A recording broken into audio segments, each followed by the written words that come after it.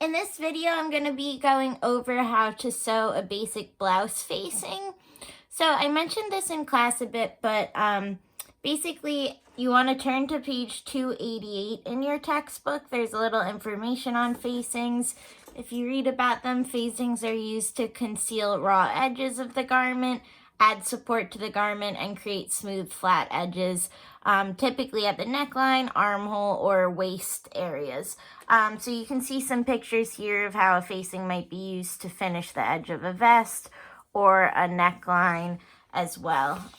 There's not a sample, but this could be used in a skirt or pants at the waist too. So with the facing, oftentimes we are going to interface the facing.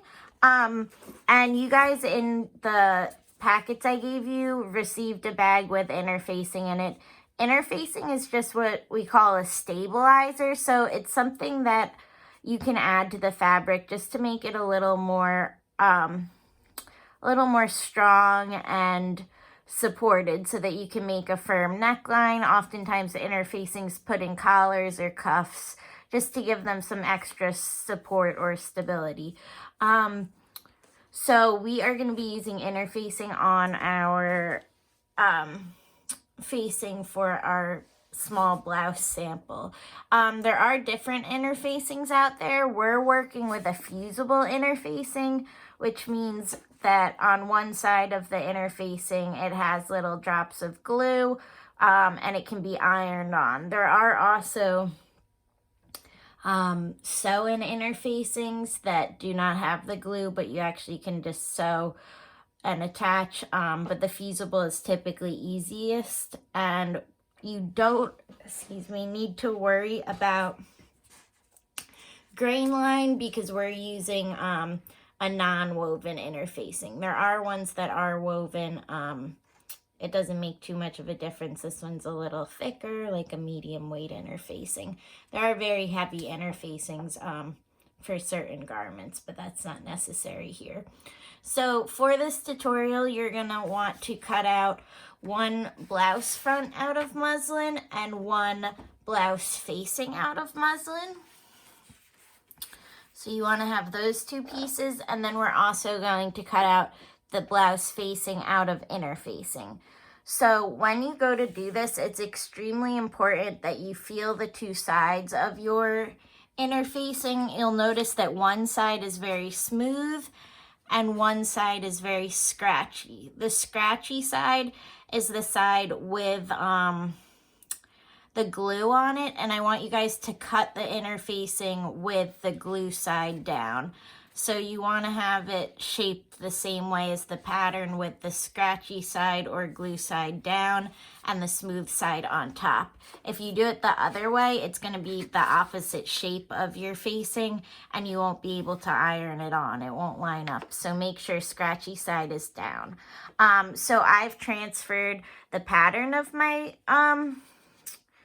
interfacing or facing onto my interfacing, sorry.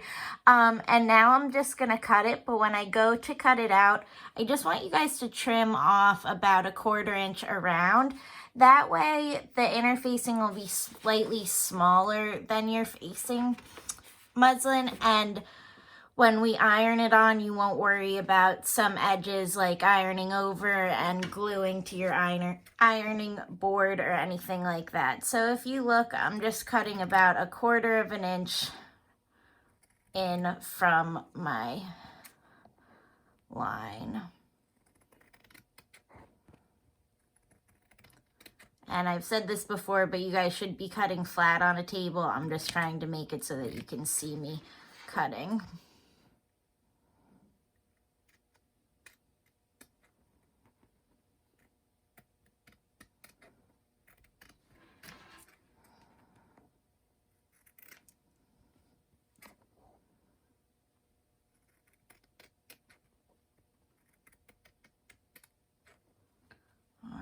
So once you have your interfacing cut, you're just going to go ahead and iron it on. What's important to note is, first of all, you have to make sure the glue side is facing down, or else if it's up, your inner facing will iron on to the iron instead of the fabric, which is not fun. Then you have to turn your iron off, wait for it to cool, and then like take an X-Acto knife or something and scrape the melted inner facing off of your iron.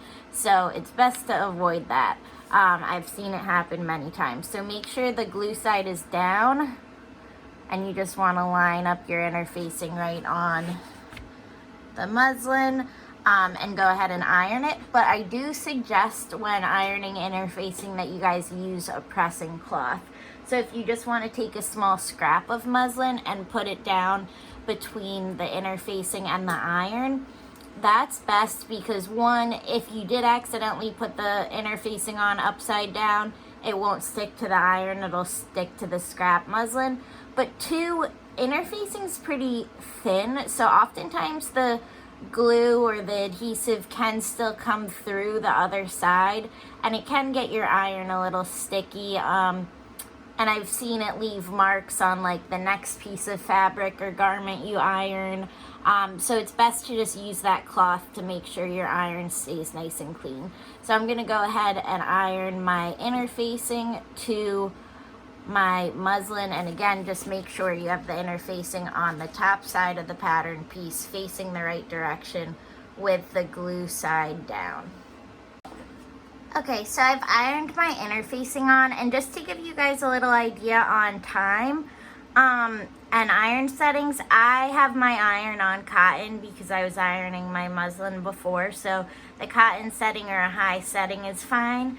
And then I typically, you want to press your iron down pretty hard on the piece to make sure it adheres, and I typically count to 10, so leave it for 10 seconds while pressing down, and then I check it, and if your corners are peeling up, you want to press it longer, but if all of it is attached and nothing's peeling off, you're good to go. So you can see, I mean, this is peeling a tiny bit, but not a lot, and once I sew it, that'll stay down. So you want to make sure when you move the fabric, the inner facing is adhered everywhere. Okay, so once you have both pieces cut out and your inner facing is attached, you just want to go ahead and line up your two pattern pieces right sides together. I'm just going to go ahead and pin them lining up the edges. So this would be the neckline of a blouse. Again, this is a miniature version, and this would be the center front. This would be the shoulder seam, and this would be the armhole, and then side seam, and then hem, just to make sure you guys understand what we're looking at here.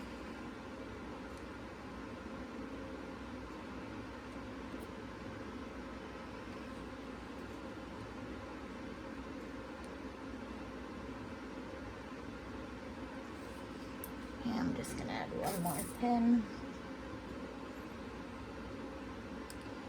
Okay, and now, oftentimes, as your book states, for the facing, people will use a smaller seam allowance, like a 1/4 inch.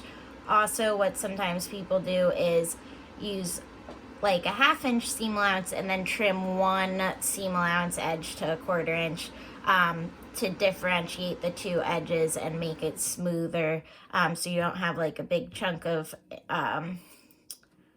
seam allowance or excess fabric when you turn the garment inside or right side out.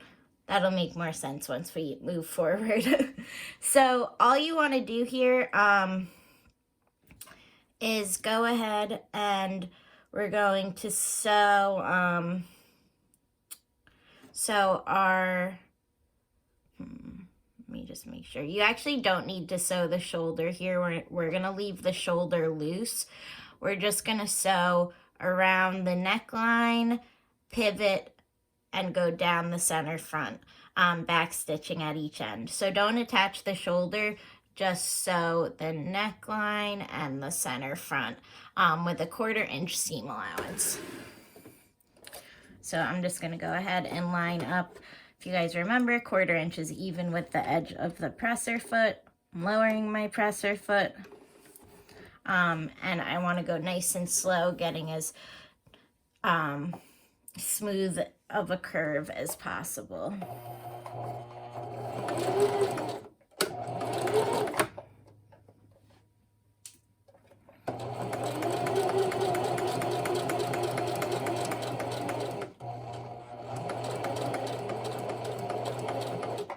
This is important because you don't want a neckline that's supposed to be round to end up looking like lumpy or boxy or anything like that.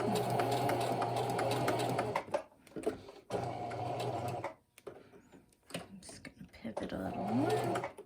Okay, so I want to stop right at about a 1/4 inch away from my center front line so that I can just raise my presser foot with my needle down and pivot, and now I'm going to sew down center front.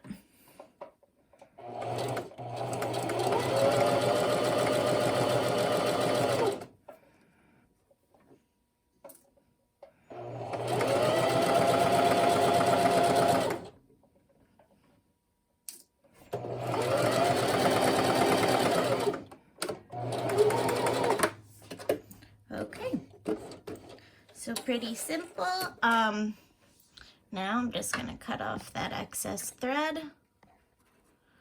And we're almost done. The only thing we need to do is, if we go to turn this inside out so that we have a finished edge, you'll notice that you don't get the smoothest curve. We have some puckering, and then also the corner is not very pointy because we have all that extra seam allowance going in it. So we want to miter our corner just like you guys did with the pocket sample. So you just want to trim off around the corner, but just make sure you don't cut into the corner so that way you don't have all that extra seam allowance, and this can be nice and pointed when we turn it right side out.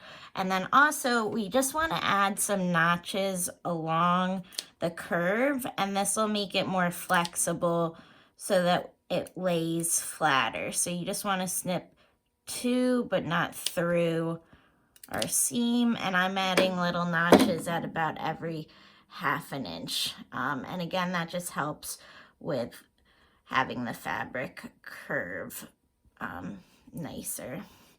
So now when I turn it inside or right side out, I'm just going to take my scissors to get that corner as nice as pointed as possible.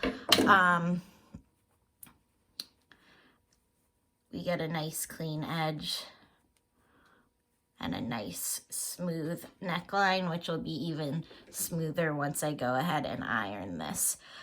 So that's how you would do a neckline facing to avoid having any raw edge or any stitching showing on the front of a garment.